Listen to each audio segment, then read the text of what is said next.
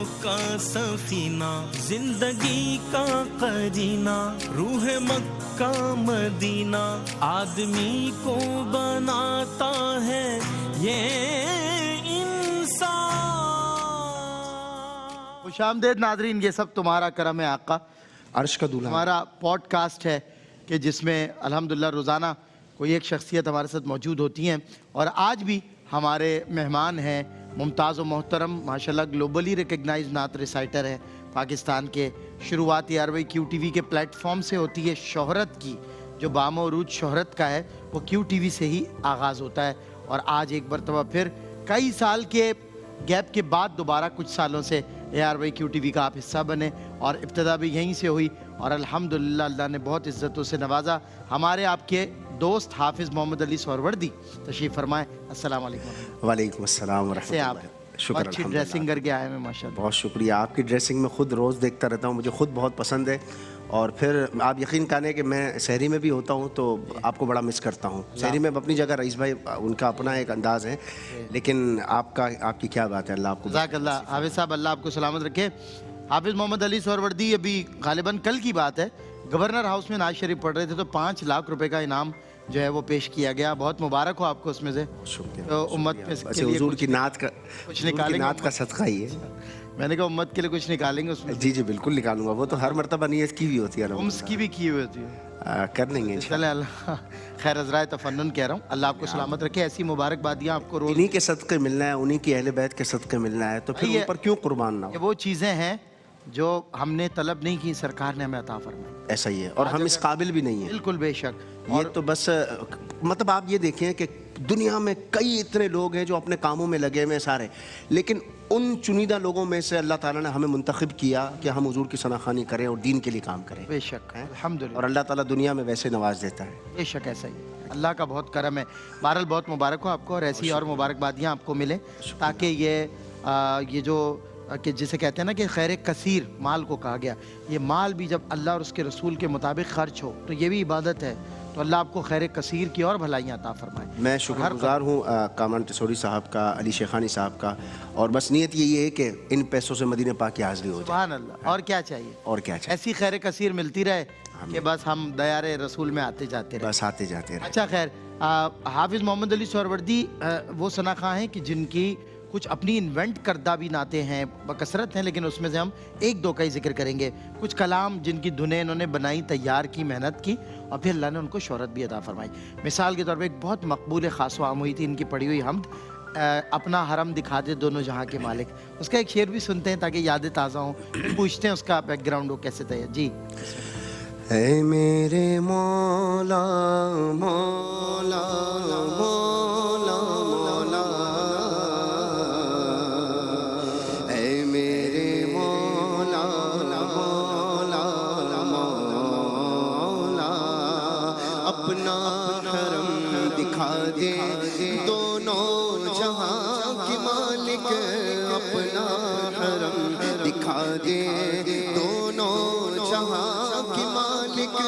قسمت میری جگہ دے، قسمت میری جگہ دے دونوں جہاں کے مالک. اے میرے مولا مولا مولا مولا، اے میرے مولا مولا مولا.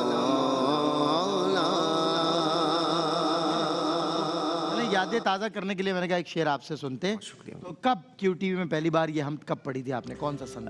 2006 تھا غالباً، یا 2007 تھی. اچھا 2006 میں پہلا البم آیا تھا میرا عرش کا دولہا آیا ہے، اچھا ربیع الاول کے حوالے سے. اچھا. اور اس میں کئی البمس آئے تھے. جی. میں اس کے بعد پھر ربیع الاول تھا، پھر اس کے بعد رمضان آیا تھا. صحیح. تو رمضان میں میرا دوسرا البم ریلیز ہوا تھا جس میں اس کا ٹائٹل تھا اپنا حرم دکھا دے اے میرے مولا. یہیں کیو ٹی وی سے؟ جی کیو ٹی وی سے ریلیز ہوا تھا. ایف آر ایس بھی تھا اس وقت غالباً، اور کیو ٹی وی بھی تھا اس وقت. بالکل ٹھیک ہے. تو کیا یہ جو دھن تھی جو بہت اللہ نے اس کو عزت بھی دی، تو یہ کیسے خیال آیا تھا، کیسے تیار کی تھی؟ بس بیسیکلی یہ سمجھ لیں کہ ایک ہمنگ جو ہے، میں نے مطلب وہ ایک جگہ میں جا رہا تھا تو ایک ہمنگ چل رہی تھی، اس طرح تھوڑا سا ایسا وہ میرے ذہن میں بیٹھ گئی. صحیح ہے. اب وہ میں گنگناتا رہا, اس پہ لفظ ڈھونڈتا رہا, پھر اس کے بعد اس طرح کرتے کرتے پھر میں نے کہا کہ اب اس پر حمدیہ کلام ہو تو زیادہ اچھا رہے گا یا نعتیہ کلام. پھر میں نے اس کو بھی سلیکشن کی, تو الحمدللہ آخری میں جو ہے نا یہی سلیکٹ کیا کہ اس کو جو ہے نا اس طرح سے ماشاء اللہ. پھر ہماری خواتین نے بہت اس کو پسند کیا, بہنوں نے بہت, نعت خوانوں نے پڑھا بھی ہے, خواتین نعت خوانوں بالکل. میلاد کی محفلوں میں ہماری خواتین پڑھنے لگی. اچھی دھن, اچھا پڑھا آپ نے. اچھا ایک کلام اور تھا جو نصرت فتح علی خان صاحب کی قوالی تھی. قوالی تو دراصل اپنی جگہ ہے, لیکن استغاثہ حضور کی بارگاہ میں تھا. وہ بھی پہلے میں نے دیکھا آپ ہی نے پڑھا سب سے پہلے. قوالی کے بعد جو معروف ہوا وہ آپ سے ہوا, جیسے لجپال نبی میرے. پھر آپ سے بڑے ثنا خانوں نے بھی پڑھا جو سینئر ہیں, اور چھوٹوں نے بھی پڑھا, سب نے پڑھا. اس کا خیال کیسے آیا آپ؟ دراصل لجپال نبی جو ہے نا نصرت فتح علی خان کی قوالی 92 یا 93 سے پہلے جو ہے نا غالباً اس وقت قوالی تھی کوئی. تو بس وہ ہم کئی سفر میں جا رہے تھے تو وہ کسی نے بجائی. اب میرے ذہن میں بیٹھ گیا کہ یار کلام تو بہت اچھا ہے اور رقت بھی ہے. پھر اچھا پورا کلام وہ 28 منٹ کا کلام ہے, 28 منٹ میں دو شعر ہے صرف. بالکل صحیح, 2 شعر ہے 28 منٹ میں. اب وہ صرف گرا بندی ہے اور پھر دوسرا اس میں کلاسیکل کام اور بہت زیادہ تھا. تو بس میں نے کہا کہ اب اس کو نعتیہ رنگ میں پیش کرنا, ایک ان کا پڑھا ہوا کلام اور پھر نعتیہ رنگ میں پیش کرنا, یہ تھوڑا سا اور مشکل تھا.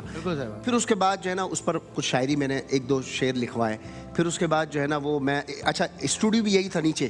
ہاں نیچے عمر بھائی اس وقت ریکارڈ ہوا کرتے تھے, نصیر بھائی بھی ہوا کرتے تھے. تو یہاں پر نیچے ہی ریکارڈ ہوا یہ کلام, اور اس کے بعد اس پہ 2-3 سراخا بھی ان کے بھی البمز ریکارڈ ہو رہے تھے, تو وہ بھی آ رہے تھے جا رہے تھے, تو ان کو بھی بڑا پسند آیا. پھر عمر بھائی نے بہت اپریشیٹ کیا. پھر اس کے بعد کئی اور ثنا خانوں نے پھر انہوں نے پڑھنا شروع کیا, پھر معروف ہو گیا. الحمدللہ سب نہیں پڑھا. بالکل ایسا ہی. امریکہ میں نے بہت پڑھا اس کلام کو الحمدللہ. امریکہ آپ کم و بیش 10 سال تقریباً جاتے رہے. تقریباً 2012 سے لے کر 2023-4 تک. ہاں تقریباً 4 تک میں گیا ہوں. اس سال نہیں گیا ہوں میں. 11-12 سال آپ کا. 12 سال تقریباً. 11-12 سال میں کوئی یادگار محفل امریکہ کی جو بہت یاد رہ گئی ہو؟ سلمان بھائی میں آپ کو بتاؤں, یادگار محفلیں تو کئی رہی ہیں, لیکن میں آپ کو ایک بات بتاؤں کہ میں جب وہاں پر گیا نا تو میں نے دیکھا کہ وہاں نعت خوانی کے حوالے سے کوئی ماحول نہیں. صحیح. مطلب صرف بڑی رات کو ایک محفل ہوتی تھی اور ایک جلوس ہوتا تھا, اور شب برات اور شب معراج میں بھی لوگ جاتے تھے محفل کے لیے, اور رمضان میں بھی کوئی ایسا محفل نعت کے حوالے سے کوئی خاص کچھ نہیں تھا. بس ربیع الاول کے مہینے میں ہوتی تھی, وہ بھی ویکینڈز پر. اور آپ کو پتہ ہے ویکینڈز کا وہاں کیا ماحول ہے, آپ گئے ماشاءاللہ معلوم. تو آپ اس بات سے اندازہ لگائیں کہ میں نے کہا کہ یار یہاں پر کیسے ہوگا. میں تو بالکل مطلب پریشان ہو گیا کہ میں نے کہا میں پہلی مرتبہ آیا ہوں, اور یہ لیکن 1-2 سال مجھے لگے ہیں اللہ کے فضل و کرم سے. آپ نے وہاں جا کر ماحول دیکھا, یقین مانیں کہ اتنا ہر اسٹیٹ میں اپنا ہی ماحول ہے, ہر اسٹیٹ میں جا کے اپنا ہی ماحول. گھر میں شمع جلانا حضور کے ذکر کی یہ بھی ایک بڑا کام. بالکل. ایک محفل مجھے یاد آتی ہے, یہ سمجھ لیں کہ اقبال بھائی اس میں موجود تھے, اور اقبال بھائی نے مجھے 2-3 مرتبہ اس محفل کے لیے فون کیا. بیسیکلی ان کو کسی نے فون کیا, وہ تقریباً نیو یارک سے تقریباً 2-3 گھنٹے دور البنی کی محفل تھی غالباً, ہاں البنی میں تھی. تو وہاں پر جو ہے وہ ایک بندے تھے جو کینسر کے لاسٹ اسٹیج پر موجود تھے. اللہ اکبر. اور ان کو یہ تھا کہ میری ایک مرتبہ میں گھر پہ محفل کر لوں. صحیح. صرف ان کی یہ خواہش تھی اور کوئی خواہش نہیں تھی ان کی. صحیح. اچھا وہ انہوں نے رابطہ کرنے کی کوشش کی, مجھ سے بھی کی, مجھ سے رابطہ نہیں ہوا. تو کسی نے بتایا کہ یار اقبال بھائی سے آپ رابطہ کر لیں تو شاید آپ سے رابطہ ہو جائے. بہرحال انہوں نے ان کو فون کیا. اقبال بھائی نے مجھے فون کیا کہ یار یہ بندے ہیں ان کی محفل کے لیے. پہلے مجھے کچھ نہیں بتایا. اس کے بعد ہوا یہ کہ کرنے کے بعد جو ہے نا وہ 2-3 مرتبہ انہوں نے مجھے رابطہ کیا. تو میں نے کہا یار میں نے تو ٹائم دیا ہوا ہے, بہت مشکل ہو جائے گا. المختصر یہ کہ انہوں نے کہا کہ یار بات یہ ہے, میں آپ کو بتانا نہیں چاہ رہا تھا, لیکن مسئلہ یہ ایسا ہے کہ وہ بالکل لاسٹ اسٹیج پر ہے اور ان کی آخری خواہش یہ ہے. میں نے کہا ٹھیک ہے. میں نے اس بندے سے بات کی جس کی محفل تھی. میں نے کہا یار یہ مسئلہ ہے, اگر آپ مجھے اجازت دیں. تو انہوں نے کہا کہ ٹھیک ہے, ہم اس کو تھوڑا سا آگے کر لیتے ہیں, آپ ان کو ٹائم کیا جائے. ٹھیک ہے. میں وہاں پر گیا ہوں. آپ یقین مانیں وہ لیٹے ہوئے تھے, اسٹیشن پر تھے, لیٹے ہوئے تھے. انہوں نے پوری محفل سنی, محفل سنی. آخری میں ان کی ہمت ہوئی, وہ صلاۃ والسلام کے لیے کھڑے ہو گئے صلاۃ والسلام. ٹھیک ہے. صلاۃ والسلام کے لیے کھڑے ہو گئے. اس کے بعد جو ہے وہ کچھ عرصے وہ حیات رہے. پھر آخری میں ان کا انتقال ہوا اور ان کے بچے اللہ ان کو غریق رحمت فرمائے. البنی میں محفل تھی. ٹھیک. تو یقین مانے کہ کئی ایسی یاد رہ گئی نا, یاد رہ گئے. ہاں نا, ایسی محفلیں کی, عوام بھی کئی آپ لوگوں نے کئی محفلیں. بالکل صحیح. ہاں ٹھیک ہے.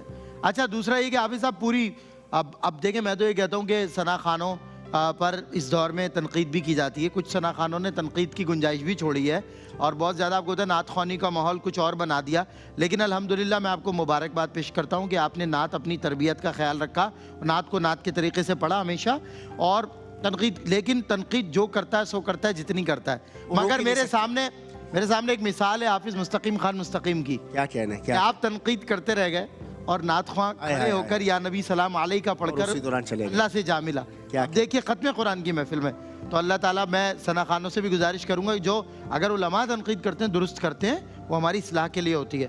لیکن آپ سے بھی گزارش ہے کہ آپ اپنی اصلاح کریں, اصلاح احوال کریں, نعت حضور کے لیے اس کے آداب کا خیال رکھیں, اس کے مینرز کا بس خیال ہر رکھیں. بندہ اپنی ذمہ داری محسوس کر لینا کہ آپ کو اللہ تعالیٰ نے جو منصب دیا ہے اس پر آپ نے قائم رہنا ہے, اور اس کو کس طریقے سے آپ نے نکھارنا ہے, سنوارنا ہے. اور بیسیکلی ہمارا مقصد یہی ہے نا کہ حضور کا ذکر سن کر ان کے دلوں میں محبت پیدا ہو جائے. بالکل صحیح. حضور سے محبت پیدا یہ کنیکشن جڑ گیا آپ کے دین. بالکل صحیح بات ہے. جب میں کنیکٹ ہو جاؤں گا حضور سے تو دوسرے بھی کنیکٹ, جب میں کنیکٹ نہیں تو کوئی کنیکٹ نہیں ہوگا. لجپال نبی پہ ہم سی آف لے رہے ہیں. السلام علیکم. لجپال نبی میرے درداں دوا دینا, لجپال